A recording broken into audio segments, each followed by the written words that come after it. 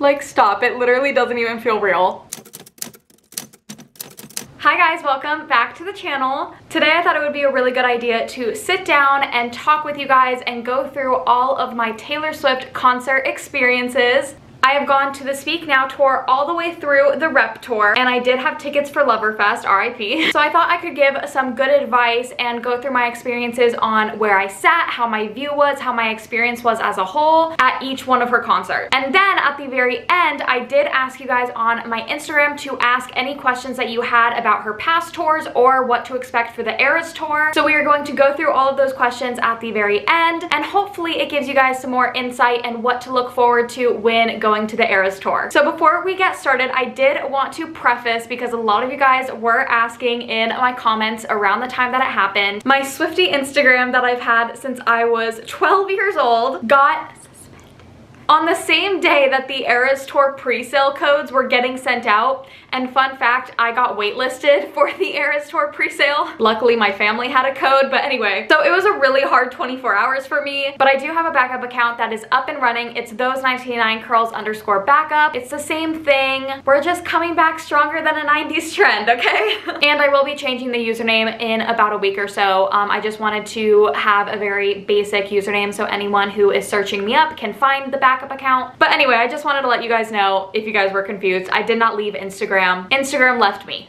If you guys are new, I am also on Swift Talk. I post there every single day along with my Instagram. My TikTok is Alexis13 and my Instagram is those99curls_backup. So if you want to keep in touch, I would really appreciate it. All right, now let's get into my concert experiences. Okay, I am going to put on the screen pictures of each concert, so we'll have a little nostalgic moment together. But the first concert I ever went to was the Speak Now tour, October 22nd, 2011. So I went to the Glendale, Arizona show because that is my home state, and my mom surprised me with tickets, so we didn't have to go through the pre-sale or the ticket buying process. I actually don't even think that there was a pre-sale for the Speak Now tour. But anyway, we didn't have to go through the crazy ticketing process. Back then, ticketing was not like how it is now, so it wasn't that crazy to get tickets, and I'm pretty sure our tickets were probably like 50 bucks or something. But for this concert, I had lower bowl tickets, and this was in an arena. So it was a very smaller area compared to a stadium. So lower bowl was an amazing view. I loved my experience with this kind of view.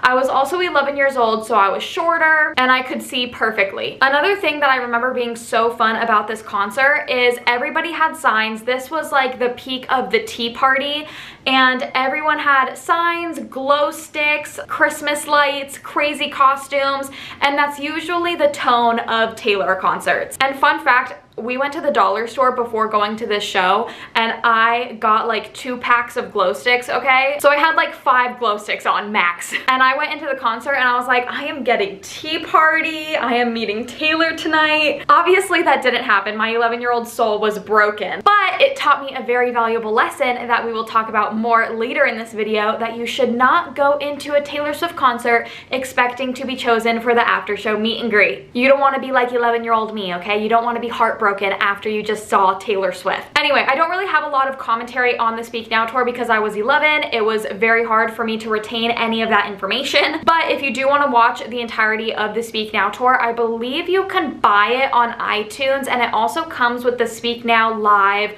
tour CD.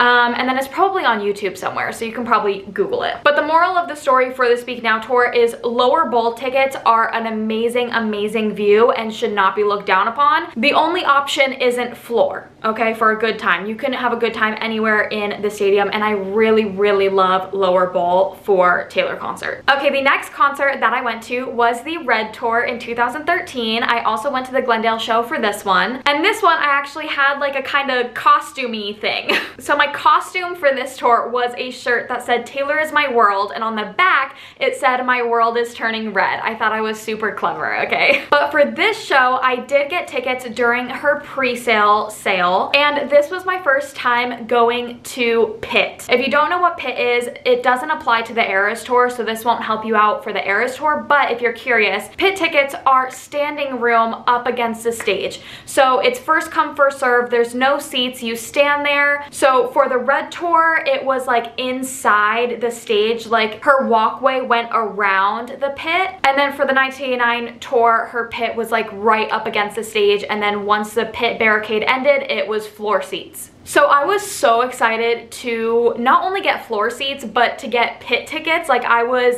like absolutely mind boggled that I was gonna be that close to Taylor. So that pit experience was amazing. You were inside the stage went around you, she was walking around, and also that time in Taylor's career, it was safer for her to be really close to the fans, so there wasn't a big gap between the barricade for the pit and the stage. Like I could easily reach my full arm onto the stage if I wanted to. There is no movie of the Red tour. I don't know why they didn't produce a film of it. She's produced films for all of her tours. And what sucks is in the pit, there was a rule for the Red tour that you could not film videos in the pit.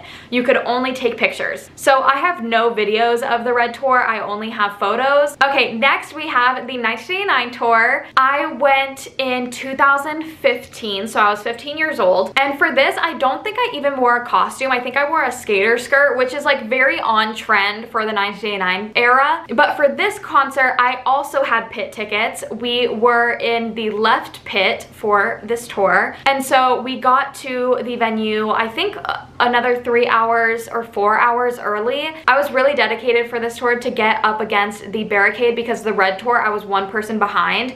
So I was really dedicated this time. And then also my friend Rachel was flying in to the Glendale show to meet Taylor. So it was really fun to stand outside the venue, watch her get her little ticket to go meet Taylor and just hang out. However, all of the shows that I have gone to thus far are in Arizona. If you know anything about Arizona, it's freaking hot. And for some reason, Taylor always insists on coming to Arizona in the middle of summer. So waiting outside the venue for that many hours to get into pit was not the best experience, but once again, it's fun. You get to take pictures, you get to hang out, you let the excitement build, okay? The pit for the 1989 tour was really small. It was very pressed up against the main stage, and if you guys know the 1989 tour layout, she had a huge runway that went all the way back to the back of the arena. This is a prime example of how pit is good depending on the stage layout. And she was on that runway strutting her stuff a lot of the time. So a lot of the time we were looking at her back. It wasn't that great of a view. I believe those tickets were like $400 each,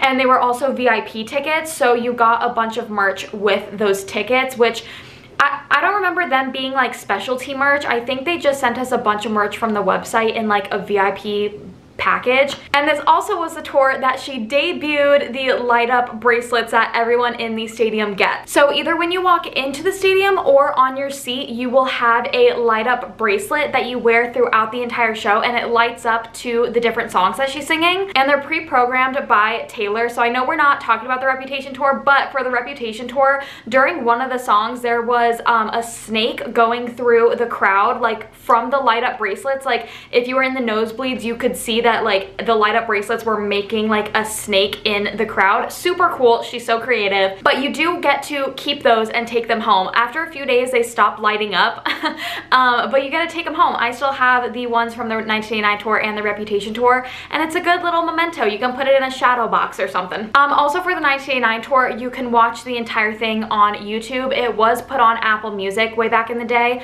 but you can watch it all on YouTube or on Apple Music if you have that. This is when Taylor's like performing style kind of started to like make an imprint. Like this is kind of how she puts on a show. The Red tour was kind of a break from that, just because there was a lot of theatrics in the Fearless tour and for the Speak Now tour, and then Red, she wanted it more like chill, lay back. Still a lot of production because it's Taylor Swift and she loves that, but the 1989 tour and the Reputation tour is when we start getting into like, it's a full shebang. Also for the 1989 tour, she didn't have a B stage, so that's something that we will talk about a lot when we talk about the Reputation tour, but she didn't have a B stage. She used the end of the runway as a B stage. This was the first time that she had a B stage that was kind of connected to the main stage.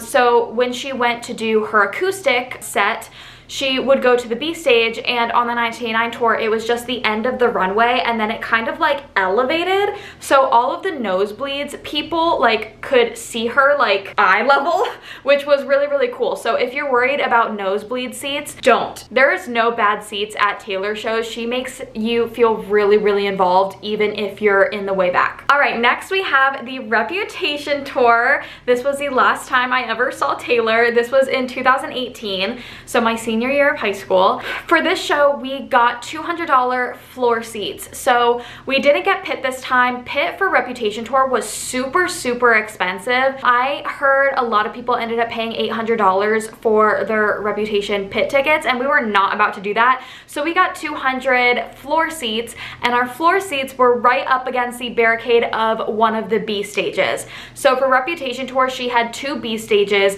and we were by the second one. So these seats were an example of amazing seats that aren't a lot of money. Obviously, a lot of people didn't see these kind of tickets when going to purchase for the Eras tour, but this is an example of how back in the day, pre-COVID, tickets were semi-easy to get. Another thing I loved about the Reputation tour that I think she's going to implement a lot in the Eras tour is mashups. For the Reputation tour, she did a mashup of Love Story, You Belong With Me, and Style, and did a mashup of Bad Blood and Shoulda Said No. And those were amazing. When she switched from Love Story to You Belong With Me, I was singing along and I couldn't even keep up with the fact that I was singing a different song. Like, it was so smooth. And the reason why I think she's going to implement this a lot with the Eras tour is because she has no choice. It's going to be a 2-hour set and she has a million songs. So to encapsulate all eras, she's going to have to do a lot of mashups, but I have no problem with that. Mashups are my favorite kind of Taylor performance because she knows how to do them right. Also, this is a good time to tell you about the openers. So Taylor for the Eras tour is going to have a lot of openers for different cities. So what will happen is the doors to the venue will open. I believe it's around the same time for everybody because the show starts at 6:30. So the doors should open around 5 or 5:30. So the doors will open, you'll find your seat, and about an hour after the doors open, the first opener will come on at 6:30. The first opener will have about a 30-minute set, and then there will be a 30-minute intermission before the next opener. That opener will also have a 30-minute set, and then there will be another 30 minutes, I believe, until Taylor comes on. So Taylor doesn't usually come on until like 8 or 8:30. So just a little preface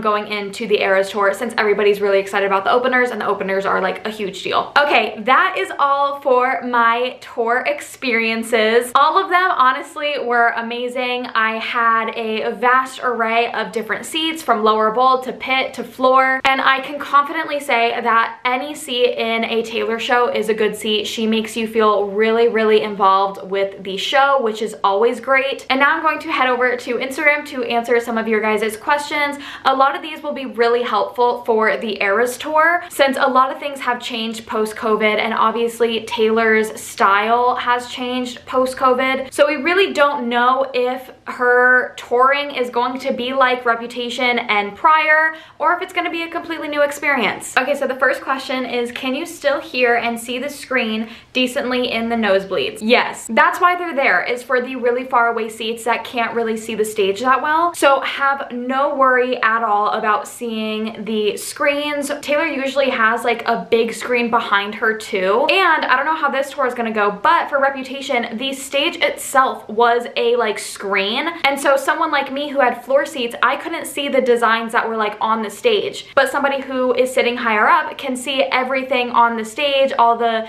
images, all the designs. So that's what I'm saying, is like, there is no bad seat at a Taylor show. She makes sure that there's special things for everybody in the stadium, no matter where you're sitting. The next question is, how long is the concert and how long is the set list? So usually the concert is about 2 hours. It's very like cut and dry. She does do speeches throughout, but they're planned speeches. It's not like Harry where he's sitting and talking to the crowd. There's no crowd work at all. So that's another tip. Do not bring signs for Taylor to read. I know that that was a huge trend for Harry, but Taylor doesn't do that. It's a whole production. It's very, you know, to the point, scheduled, but there are speeches that she will change up every night, but they are planned speeches. So usually the concert is cut and dry 2 hours. And then the set list, I don't know how long the set list is going to be be for the Eras Tour. Usually it is like a very good amount of songs that will, you know, keep up the 2-hour span. For the Eras Tour, I don't know how long the set list is gonna be. I mean, it's an Eras Tour. I assume that she will not exhaust herself. Usually a 2-hour set is the max somebody will go, especially for a huge production. She's dancing, she's singing, she's doing the whole shebang. But we'll see what the set list looks like for the Eras Tour, because she has 10 albums that she needs to encompass into a 2-hour set. Okay, my camera keeps overheating. It wants me to stop talking, but I won't. Okay, next question is, if I have upper bowl, does that lower my chance of potentially being noticed by Taylor Nation? Absolutely not. Back in the Fearless Tour, when it was created that the after party meet and greet was going to be like a chosen system and Taylor's team was going to choose everybody from the audience, the point of it was to choose people who were going crazy in the faraway seats. Even so, like for the Red Tour and for, I can't remember the 1989 tour, it was like slim to no chance that you were getting chosen for after show meet and greet if you were in the pit or on the floor, because that just wasn't the point of it. The point of it was to give all of the people in the nosebleeds and upper level and lower bowl chances of getting like a really cool upgrade or getting meet and greet passes. However, it did eventually change that for the Reputation Tour, there were a lot of people in the pit and on floor that would get chosen for the after show meet and greet. So it doesn't really matter anymore, but that's how it was like founded on, is that people would get chosen at the higher levels because that was like what they wanted. They wanted to give those people a chance to get something cool. The next question is, what should you bring with you on tour?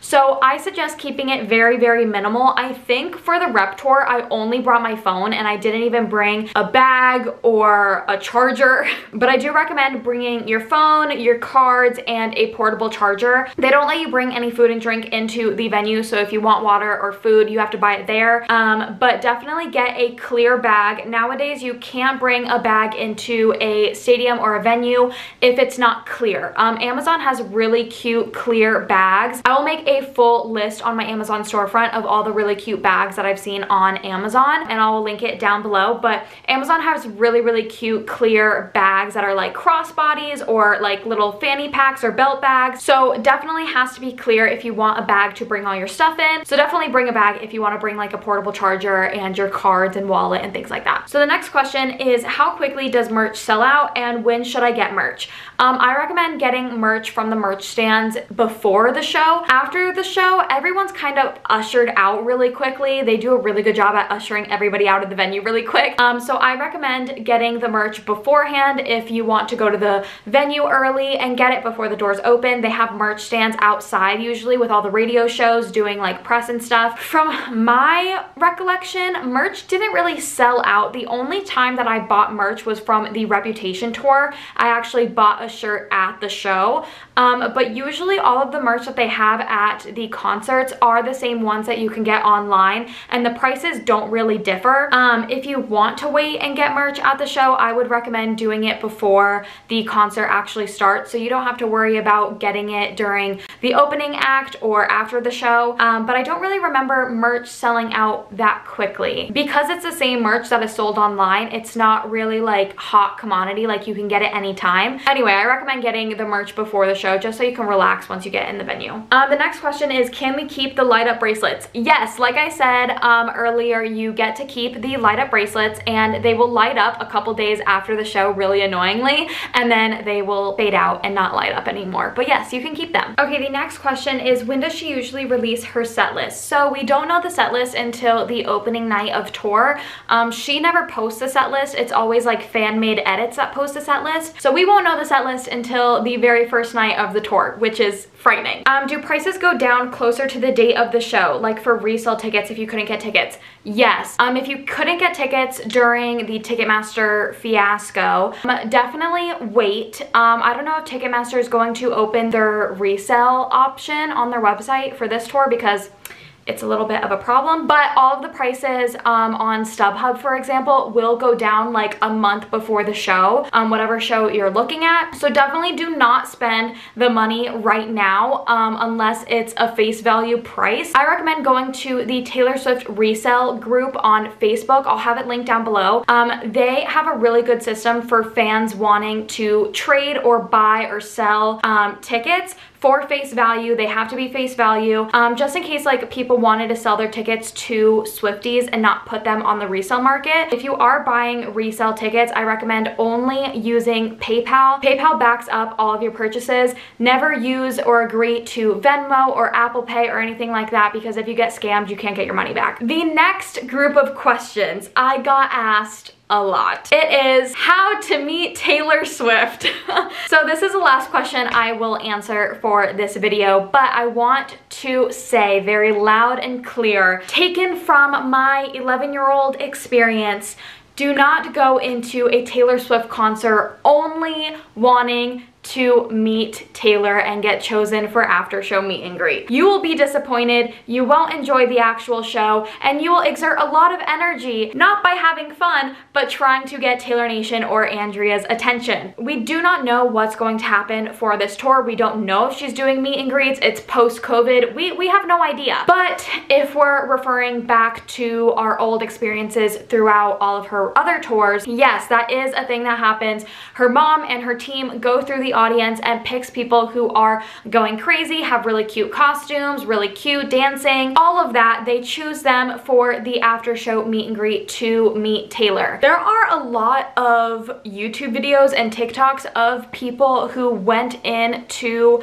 the Reputation tour, for example, with the only sole goal of meeting Taylor, and they had a horrible time, and they open up about how they had a horrible time. There was even one instance where a girl and a guy best friend went to the Reputation tour and followed Andrea around the entire stadium, to the point where at the very last song of the set list, Andrea came up to them and was like, I'm going to relieve you from this, because she could tell that they were just trying and trying and trying, following her around. And that's not organic. That's not why this system was created or this opportunity was created. So go into the Taylor show with the only sole goal of seeing Taylor, enjoying the show, being with your friends, enjoying the songs, jamming out, dressing up in cute costume, and just do you. And if it's meant to be, it will be, and it will be amazing. But just have a great time. Focus on Taylor, focus on your friends, focus on your experience, and let the rest be. Okay, and that is it for my tips, tricks, experiences.